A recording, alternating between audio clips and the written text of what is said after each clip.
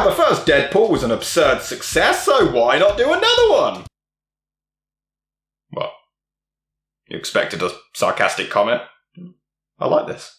This is gonna be fun. Deadpool tells the story of a young kid with mutant powers called Russell, played by Julian Dennison, with an accent he hasn't quite decided on yet. I've been waiting for someone to come and save me. Stay back or Justin Bieber dies. We make a great team. Fire first. The first thing I'm gonna do when I get out of here, burn that headmaster alive. I'm not your friend. Find someone stronger, so I did. An orphan being abused by that nerdy guy from the world's end, leading to Deadpool attempting to save him, but instead, thanks to his reckless ways, he ends up being locked away in prison with his powers taken away from him. As he's a colossal dick face to Russell, he soon decides to ditch him and become a supervillain. Makes sense in a Marvel film, I suppose. Oh God! Meanwhile, a cyborg thing called Cable, played by Josh Brolin, comes back in time to eliminate the child to save the future. That sounds really familiar. They even point it out! Hands off that kid, John Connor! But also, the playground at the end is the same one from Terminator 2, so it's okay, I guess. I'm sorry. Plans for a Deadpool sequel began immediately after the opening of the first film, with Rhett Reese and Paul Wernick coming back to write the script. However, Tim Miller, who directed the original, opted to not return due to disagreements with Reynolds over the direction of the series. Miller wanted to make a more stylized follow-up, whilst Reynolds was intent on maintaining the raunchy comedy of the first film, and he also disagreed with Miller's desire to cast Kyle Chandler as Cable. After Miller's departure, Drew Goddard, from the critically acclaimed Buffy the Vampire, What a dick. Magnus Martins and Rupert Sanders were all considered to replace him before Reynolds handpicked David Leitch as director, having been a fan of his work on the first John Wick movie. They even point it out! John Wick 3? With the original director? Throughout the production, the script was constantly evolving, at one point including Vanessa becoming her copycat persona from the comics, the inclusion of Mr. X as the villain, and even a brief appearance from the Fantastic Four. But these were all scrapped. Additionally, the acquisition of 20th Century Fox by Disney in December 2017 also encouraged the writers to include several Disney-related jokes into the script. But the studio did draw the line at the writers directly referencing the deal within the film itself. Yet they could do it in The Simpsons. I, for one, salute our new corporate overlords. Now, family, put on the mouse ears.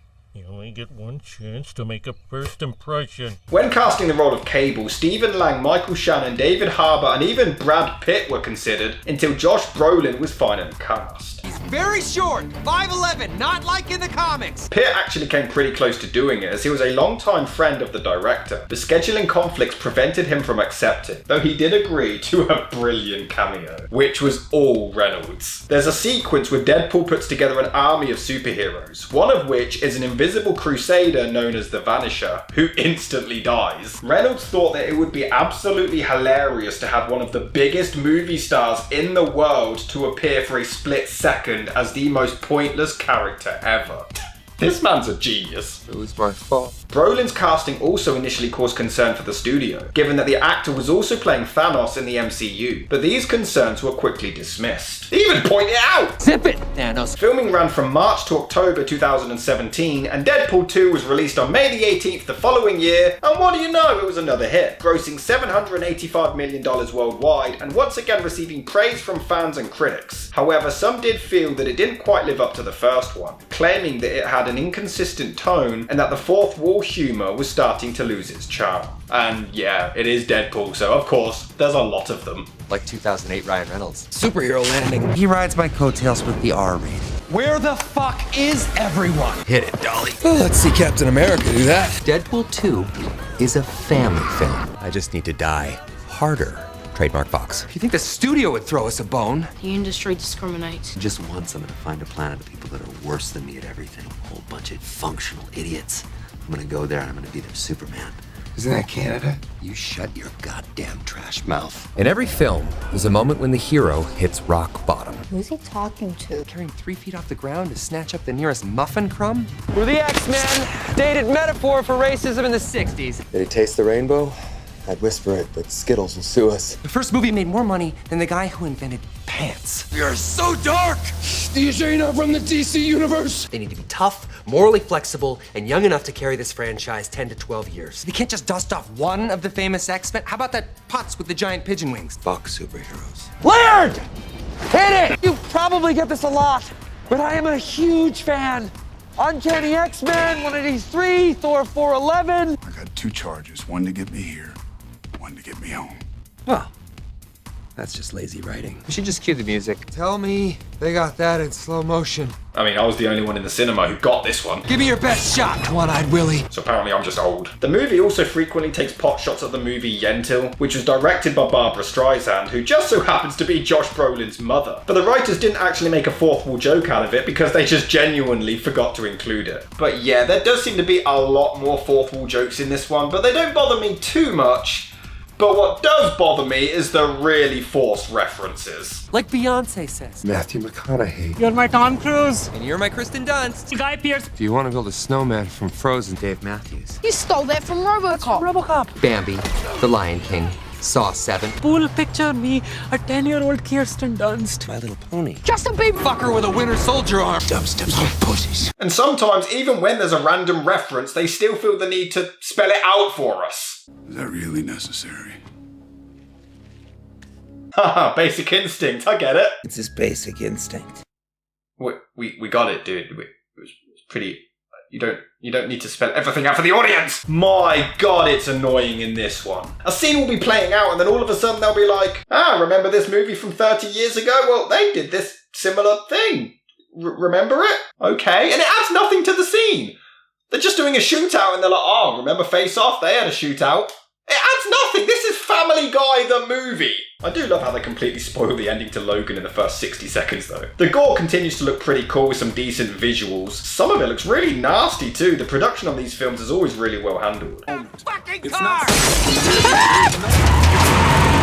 Okay, I really hate to be that guy, but the car clearly wasn't on. There's no way they could have just sped off like that. They're back to attempting to give the taxi driver a character in this one, which is kind of cute. But admittedly, he is hilarious in this. What's your superpower?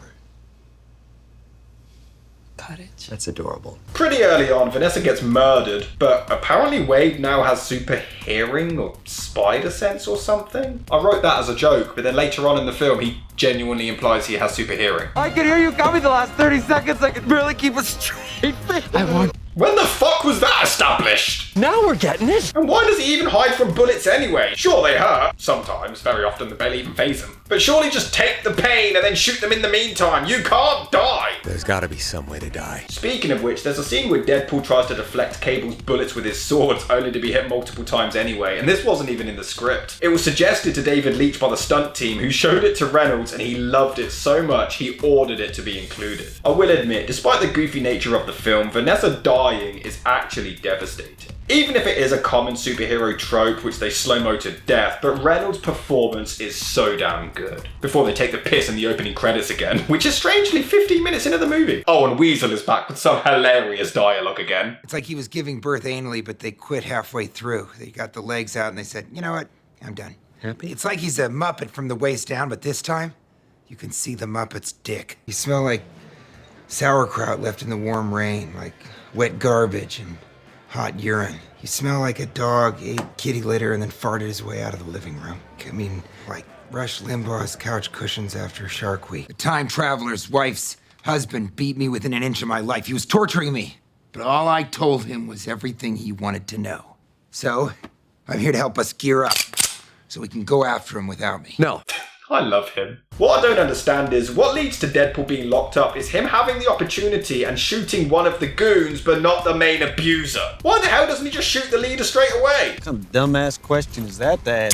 But I will say, this movie has a lot of balls. We get a flashback to the kid being abused, he gets beaten up and Deadpool doesn't even give a shit. The kid even gets punched in the face! And they get not one, but 2 C-bombs in this. You're supposed to be the toughest cunt in here. You unleash the juggernaut, you dumb cunt. Disney. But somehow a dying cancer patient with no powers is able to give a Terminator a run for his money in a fight. Reynolds is somehow always likable, even when he's being a dick to the kid, but he does eventually decide to step in and rescue him, but it's too late. And the movie is fucking hilarious. Who are you? I'm Batman. So you're from the future. I have 3 questions then. 1. Is dubstep still a thing? This film has easily one of the funniest sequences I have ever seen. I'm sorry, but this one sequence is funnier than anything in the first movie. They spend all this time doing this generic building a team trope, including Terry Crews? Rob.berni? And they all head off dramatically for this big third act, this big battle with the enemy, only to then die instantly.